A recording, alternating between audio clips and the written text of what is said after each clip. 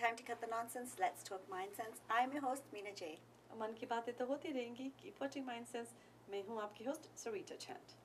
And introducing in the studio today, Indivir Sodhi. Welcome. Thank you for having me. Welcome to MindSense. Thank you. Yeah, so to begin with, tell us a little bit about yourself, where you grew up, where you were born, just kind of your background. Well, I was born here in Surrey, and then I grew up for most of my life in Delta, and then we moved back to Surrey when for high school, and ever since then I've sort of been pursuing a career as a filmmaker and a composer. Anji. Yeah. Okay, so throughout, I know the film that you were talking about that you made, what was it called? It was called Monster. It was my first feature film. And that was a couple of years ago. That was Am I correct? at the October of 2019, end of 2019. Yeah. So how did you come up with the concept? Or कितना सोचा कि I want to make a movie? You know, even people have passions for going into the movie business and whatnot. But how did you, I guess, determine that I want to do this theme? I want to make a movie about this, and just tell the viewers what this movie was about and how long it was. Well, I initially was pursuing a career as a composer in music, and while working on my first album, when I was working on the visuals for it, that sort of combination between visuals and audio sort of made me realize in that moment that, I want to do filmmaking because it combines all the art forms. So after I released my first album, I began writing a script. And at the time, I don't know why, but I was really inspired by or influenced by what was happening in our community, specifically with gang violence. And I think the thing that really hit me was how most of us think we know about it, but we don't really know the details of it. And I think it's because, I grew up in high school, so we see this stuff happen all the time. Yeah. And I just want to kind of mix my feeling for this issue with my passion for storytelling. And so I started working on the script, and it took about a year and a half to shoot, bring the team together, edit, put it all together, and then it was released in theaters in October. Yeah.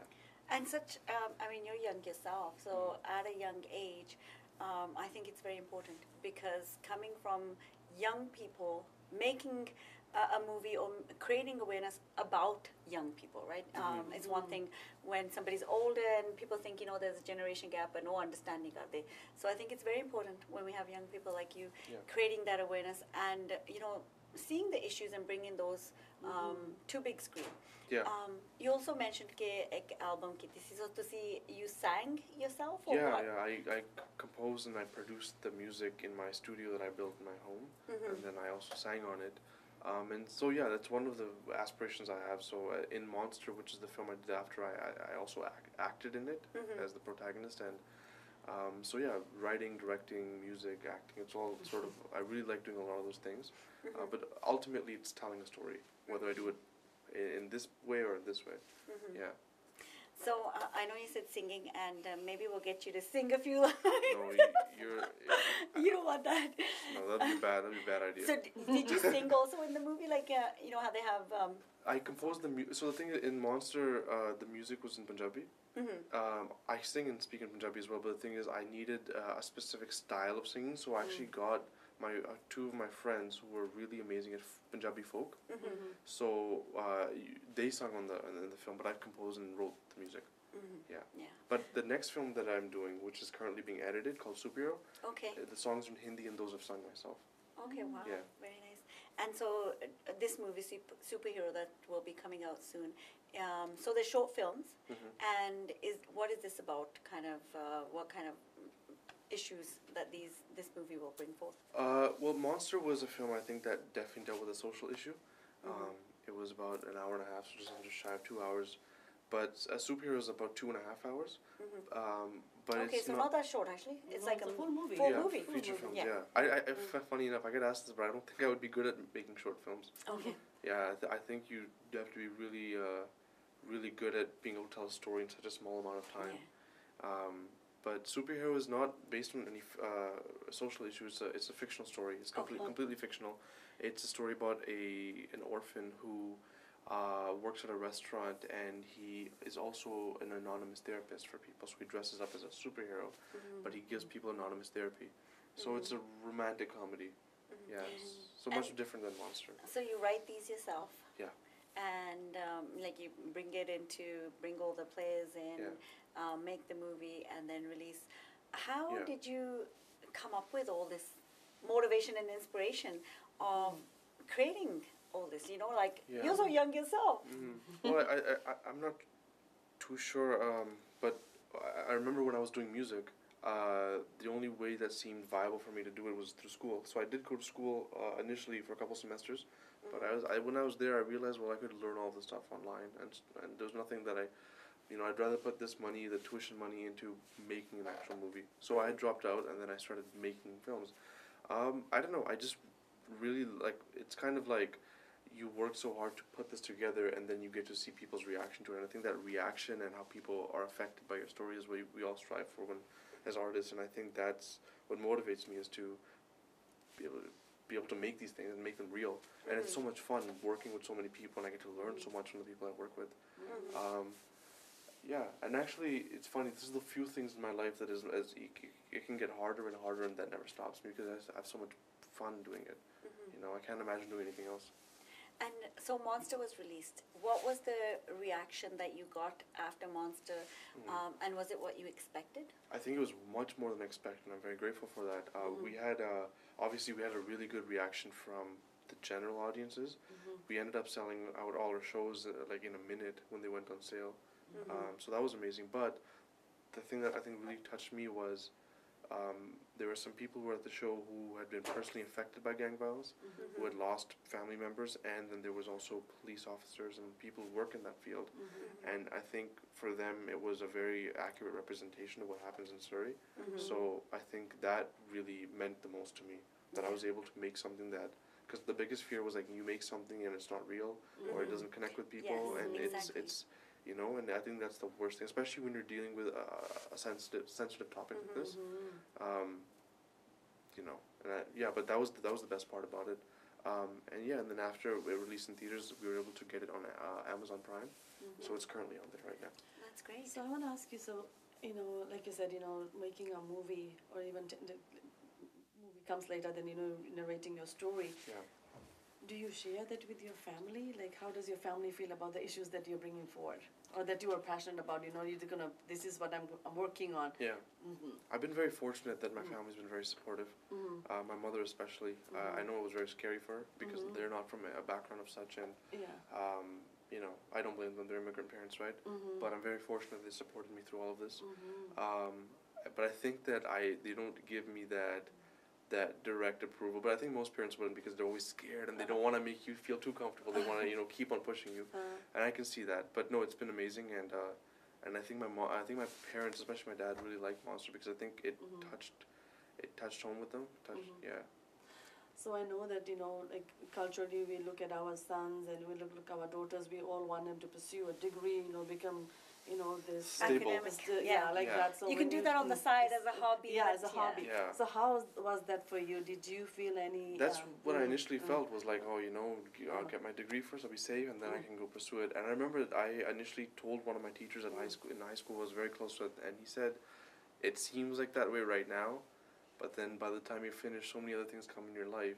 Maybe you're in a relationship, maybe you have other responsibilities. Like, it's easier to fail when you're younger, because you can always fall back on the backup plans. But it's much harder to do the backup plan first, and then try to go for the risky thing later. Yeah, the older we get, the more conditioned we become. The societal pressures and expectations. Exactly, right? and I felt fortunate that I had my parents who were supportive of me, so I felt like I had them to fall back on, but I never wanted that to become a crutch of like, I can just go fool around. But it was scary, but honestly, I don't regret any of it. And I think definitely dropping out of school has taught me more by actually being on a set and actually working with people, and the actual experiences you get. You don't get them in school, at least in filmmaking or some arts, because filmmaking is not just making the film and the craft. When you're pitching a script to someone, dealing with rejection, dealing with the rejection of your film, like people don't like it, and criticism and all those kind of things. I feel like you learn them by actually making them, and it's been a big learning experience that I wouldn't have gotten anywhere else. Yeah. And so Monster was about gang violence, and a lot of the things you write or go into. What has your experience personally been like? were you touched by, or did you have experience or know somebody that was in gangs? How did you kind of come up with that concept? Obviously, it was all over the news. It has been for a while. How did you kind of really feel drawn to that? Surprisingly, I didn't have any personal issue with gang violence, or like I've never been affected by it. But it's something that was really prevalent in high school, and we saw it all the time. And I remember, like, we would hear about someone who would just get stabbed in our grade. It'd be so common, you just hear it all the time. Or at a different school in the district. So it was something that was always there. Fortunately, I never got involved in any of that or was affected by it. But I think why I felt so strongly about it is because the people who were affected by it, I remember being kids with them. And you remember, like, your moms would be friends, and it's just that, like, you came from the same place and you end up in such a different playing, part. or you knew each other, you were kids, it's and really what happened? It's really heartbreaking because I think when you're kids, there's so much innocence in your life, and there's so much, like, everyone's the same for you.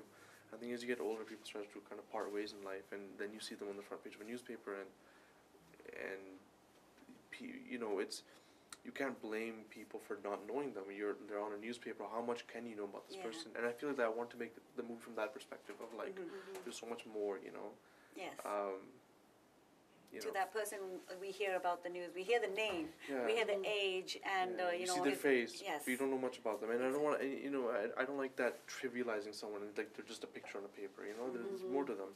And I think it's much harder to feel that when you're not there, when you're far away. Yeah. And recently, so on social media, you also shared a post which I thought was very commendable, especially a young, South Asian male sharing this and talking about mental health, mental illness, and your experience with it. So I want you to tell us about, I mean, when we look at you, you made a film, you're doing so well, and look at, and you think, oh, what could he have that, he's not happy, but it's mental illness is like any other illness. And I think that's where, especially in our community, and I'm so glad that we are creating more and more awareness, but, especially back in the day, or the older generation thinking, get over it, or it's just, you can get over it yourself, and if you have everything, why are you so sad? It's like the understanding. You got everything going for you. You made a movie, a success, and now you're going to have a second one. And like, why do you feel this way? Talk about that, the post that you made, and what you suffer with. Thank you. I really appreciate that. I think it's harder to talk about. Maybe in my experience, it feels much harder to talk about OCD, which is what I suffer from. It's an anxiety disorder. Obsessive compulsive disorder, right? Yeah, exactly. And it branches out of an anxiety disorder. So sometimes, and I think the hardest thing is that it is so irrational. I think it makes you feel so insane that it's really hard to communicate that to someone else without them not understanding it, not because they don't want to, it's just really difficult to grasp. I think it took me a long time to understand, because your mental illness, for most of us, I think it becomes so ingrained in our personality that we have sometimes a hard time differentiating between, is that just us or is that not us? And they always say you're not your mental illness. It's that kind of thing. And OCD. It's funny, I used to think that, does my OCD help me in my creative endeavors? Does it help me become more detail-oriented? But I realized that it really doesn't. It makes me obsess compulsively over things that I don't need to. And it's much worse when it's things that are happening in your personal life. Or basically what will happen, for example, with OCD is that you will get an intrusive thought. And that intrusive thought might ask you for an answer. And you give it that answer, but it's not happy with that answer. And it keeps on asking you over and over. And you can't get rid of that thought. And it seems very easy in the moment to satisfy it. And the satisfying is not easy, but sometimes you have to spend hours just sitting alone thinking about it over and over until your brain's like, okay, now we're done. And then it'll come back. And the how to deal with it is very hard, is to ignore it. But when you ignore it, it feels very painful because your brain's like, no, there's a problem here, we have to deal with it. And that's why it's anxiety disorder, because your brain is tricking you into feeling that there's something wrong when there isn't. And it's really hard to, it's the hardest part is, can you be self-aware enough to recognize that this is not real and this is just your brain, because it feels very real. It feels that this is a problem, and if you don't deal with it, the world's about to end. And it's not satisfying, not giving into those intrusive thoughts that ultimately over a long period of time will help you overcome that. And I think it's something that I've dealt with since I was about 13, but I didn't know I had it until I think a couple years ago, honestly. And it's funny things. My friends would always catch me doing like, if I would be sitting down with them, I always be like doing different things with my hands, and I won't even know I'll doing it. Like, what are you doing? I'm like, what do you mean? And so these small little tics. It becomes so part of your routine Oh, yeah. that you yourself kind of forget that you're doing. Like if I crack yeah. one knuckle, I can't stop if I don't do all 10. Yeah. You know what I mean? Like certain things become part of your everyday life, and it's crazy because you don't even know you're doing it. So how did you, like you said, a couple of years ago, you realized that this is what it is. This is what, from an anxiety disorder, OCD. How did you come to that realization? When I realized it was a thing. So the thing is, all this time before, I was like, oh, that's just me. It's when I realized that this thing that I'm doing has a name. It's called OCD, and and there's different forms of OCD. And I'm like, oh, so this is a thing that happens with some people. And that's that's the funny thing. It's just realizing this exists. I didn't know that this was a thing. And the thing with OCD is that it's so ingrained in like the way we talk. We always say, "Oh, you're being OCD. You're doing this." Yeah. We always say it, Yes. but it's actually much more than just a. If someone watches it, oh, that's your OCD, but that's not really OCD. Real OCD is much more painful and complex than that. Yeah, and I think what we, like the understanding of where the brain takes over the person, Yeah. where you have to do, or the mental illness, where you have to do this. Yeah. It's not a choice. Of Like, and when we often talk about mental illness and how people think that because it's not visible, or it's like not like a broken arm, so people won't call and ask you, how are you doing now? Yeah. You were depressed, are you feeling good? No, Yeah. people, if you have a broken arm, they'll call you, how are you doing? Is your cast off? You feel more comfortable. Yeah. Even like if we're diagnosed with diabetes or something, we're like, oh yeah, I'm diabetic, I can't have sugar, but I'm schizophrenic, or I have anxiety, and I have we don't want to say that. It's like, but it's an illness just like any other illness. So it's creating funny awareness because about that. the other thing is that we also have this taboo in our society where if someone asks you, how are you doing, how's your day, we don't want to say it's not good. Yes.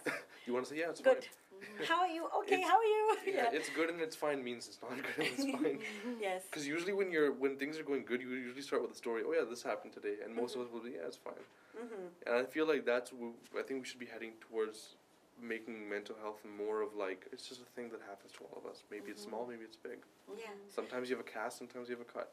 Exactly. Right. And I mean, if we look at the stats, I think it's like 1 in 4 Canadians that will be affected by some sort of mental For sure.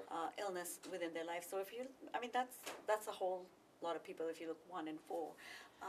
Yeah. I was going to say, like listening to you, I'm just thinking, you were saying, obviously you are a storyteller, and I think when you actually say your story, when you speak your story, then's when you realize who you are, and you can, vocalize your story, then it identifies who you are as a human.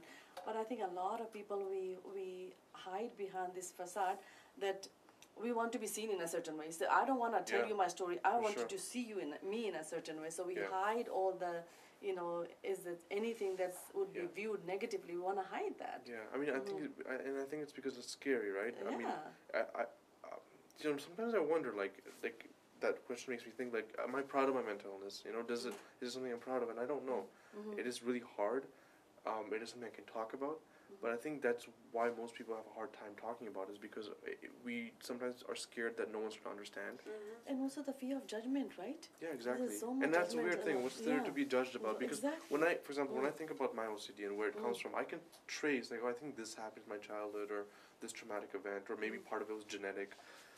How can you be at fault for this, right? Yeah. And so, like your friends would say, what are you doing or whatnot. So when you started talking about it, you did talk about it, I mean, you shared a post. How was the understanding, even amongst your friends? Like you being young and South Asian, and on top of that a male. Like there's also, we stereotype that males guys don't, and being brown guys. Macho, So, yeah. I mean, I'm so proud of I'm gonna be you honest. I sharing. feel much more like attractive being able to talk about it. Yeah, I don't know. I feel like when I grew up, I always found that those kind of people to be more attractive, who were like emotional and could be like themselves. So I kind of just followed in their footsteps. But I also at the same time feel that if I can talk about it, it would inspire someone else, or maybe make someone else feel comfortable to go talk about it as well. Yeah. especially when you're young and you have so much pressure and you don't want to be viewed a certain way. Mm-hmm. So how was it taken within your, I guess, peer group, your friends, and then also your parents, Yeah. which, older generation doesn't quite understand, or maybe they do understand. I mean, I've been very fortunate that I've really amazing friends who can understand that, because I think all of them, to some degree, deal with some kind of mental issue, right? Whether it's trauma or depression or something else. So I think, for example, when my friend tells me if they have a certain mental illness, I might not understand, but I know what that feels like. Yeah. To feel like a prisoner of your own mind, to be like, oh man, why do I act like this? Why do I do this? And you're not trying to. I've been fortunate. My mom has dealt with a lot of mental health issues ever since she had us, and so I think she doesn't. I think it's very difficult for anyone to understand OCD, but I think she understands mental illness, and I'm very lucky for that, honestly. And I think how open and comfortable my mom has made me to be able to talk about these things with her is kind of the reason why I feel like I can talk about it with you guys or someone else. Yeah, which I think is important, Acceptance. because that's how we raise awareness. I think it's funny, like, I might sound pretentious saying this, but I think that, like, the earliest years of your life are so important because they really form you psychologically, and you later find out the consequences of your childhood when you're much older, trauma, mental illnesses. They really stem from experiences that you've gone through, and they might have left trauma that that doesn't really activate until you're older, or it doesn't trigger until you go through a certain event. So, yeah. Yeah, I mean, it's so good hearing about this and you talking about this. Like you said, it is early, your early younger years, which I think the education around, we're creating more awareness around mental illness, mental health, and, different types of mental illness, and it is an illness.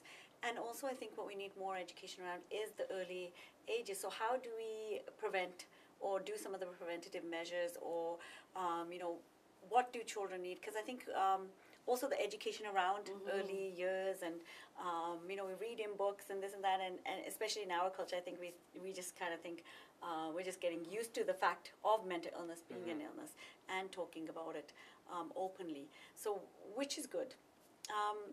What are some of the challenges, I guess, you faced and still face? Well, I don't think I would know how to, prevent it, but the only thing that comes to my mind is I think, like, good parenting is definitely important for your child, and I think for people dealing with it, I'm a victim of this. I'm guilty of this. A lot of people would always tell me to go to therapy, and I'm like, no, I got it. I can do it myself, and it's scary, and it's very important. This is coming from a guy who tries to be really independent in everything. So, I'm like, no, I don't need therapy. I can just Google a little bit. I can read about it. I can learn myself. I can figure it out myself. Yeah. It's not how that goes. I mean, it's a good chunk of it obviously is going to be your own effort into resolving your mental illness and practicing certain things. But therapy is important. I think good parenting is important. I think the challenges I face is going through a certain cycle with your mental illness and thinking that was the last time. Now I'm done. Now it's not going to bother me. Now I'm fine. Now I'm fixed. That's not how that works. And you're like, no, now I'm fine. And you keep convincing yourself that you're good now and not taking action. I think taking action is important, but that comes from self-awareness. And I think, you mentioned therapy, and sometimes we have to take Western medicine and all of those stuff Yeah. too. And again, there's so much stigma around medication that you become addictive. There's so many side effects and all those stuff. So you're so deterred from taking medication. So, but have you had any experience around? I haven't taken any medication for my mental illnesses, but that's just a me thing. I actually prefer not taking medications for, like, other things as well. But I don't think that there's anything wrong with that. I mean, they're used to alleviate your process. They're not meant to be a permanent cure, right? If you treat them like a permanent cure, then it's like using drugs. Yeah. But it's not. It's meant to help you in the process of getting there. Because, like, some people, their mental illnesses are so worse that they're not able to shut their brain down. Exactly. So these things help them shut their brain down. It's very important. Yeah. So what are you make movies, you do all this artistic stuff, and you're creating awareness about mental health. What are some of the things you like doing, like your hobbies or for your own self-care? It's funny. I recently got into cooking. Okay. Yeah, That's good. yeah, I really, really enjoy it. I think it's really therapeutic for me, and I think it's kind of like making movies and writing scripts because like I'm like getting all the stuff together, Yeah. and then someone has to eat it and tell me how it is. Yeah. So, How yeah, was it? yeah, It was good. Your cooking. I think so. I enjoy that. I mean, I like video games. I like playing soccer. But when I'm working on my films, it feels like I'm on vacation. It doesn't feel like work. It feels like that's what I'm doing for fun, and I'm happy to be able to do it. And hopefully one day, I can get paid for it. Yeah. And I think I just want to capture that, you mentioned that you dropped out of high school, so people watching continue to be in University. university. Not high school. Yeah, sorry. high school. No, yeah, so yes. So basically taking film and theater. Yeah. Yeah. So, you dropped out because you felt like you got this on your own. So, you know what, there's so many other people who need to keep pursuing your education to come to that point, but you had, like you said, you had that passion, and when you have that passion, it automatically comes out of you. Yeah. And you said it's like I'm having when you're making movies, it's like it's not work, it's fun. Yeah. And I think it's very individualized. Yeah, How you go through. And Yeah, you some don't people. have to go through it my way or another way. It's Exactly. not whatever feels best for you. Yeah, exactly. It's very your own kind of what's going to help you succeed and what your own betterment. So, Yeah. so that's great. And I'm really glad that you're talking about and creating awareness, coming on MindSense. If there's something that you'd like to share with the audience, a message, maybe that somebody else is going through, doesn't know who they can share with, or if they should share, any kind of message that you would like to give people watching. I would say that in my experience, the hardest part has been definitely dealing with my own sanity when dealing with mental health. Is that you feel so different, and you feel like, oh man, why me? Or like, why am I acting like this? Or will I ever get out of this? And I think it's important to know that you will, but it takes time and it takes a lot of work, and it's not your fault that you're dealing with this. Yes, That's exactly. the most It's not your important fault. thing. I think you take action, and you can take responsibility, but you don't have to feel guilty for it. I think that's the most important. It's simpler said than done, but it all starts with knowing that. Yeah. I think that the trap we always fall into is like, oh man, it's because of me, or what if I done this, or Yeah. and it's a thing. And I get to grow up in a generation where we do talk about it. Yeah. So yeah. Thank you so much, and we're looking forward to seeing your next movie come up. Thank you. And hopefully you'll come back For sure. Thank you when for that's having out me. or before it comes out, and we'll have you back and talk about that. And wish you all the best with your future plans and everything that you're going to be doing. Thank you so Thank much you so for coming much. on. Thank you so much. And until next time, this is your host, Meena J. And I'm your host, Sarita Chand.